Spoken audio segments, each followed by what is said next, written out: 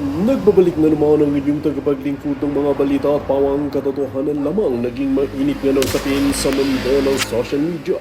Talaga naman na nagkabukingan na nga ang mga kabulukan sa loob mismo ng Senado. Dito nga natin mapapansin na talagang hindi nga uurungan at talagang umamin nga itong si Kiko sa mga anomalya na nangyayari sa loob mismo ng Senado.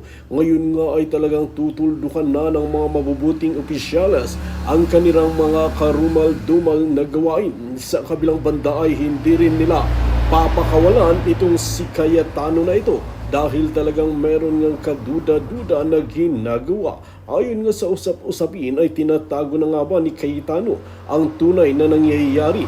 Dito nga natin mapapansin na paghihiganti nga ba ang ginagawa ni Cayetano, kaya naman talagang naglalabas ng mga anomalya ng kanyang mga kasapi. Ngayon nga ay magkakaalaman na kung sino nga ba talaga ang nagsasabi ng katotohanan at mga pawang kasinungalingan lamang.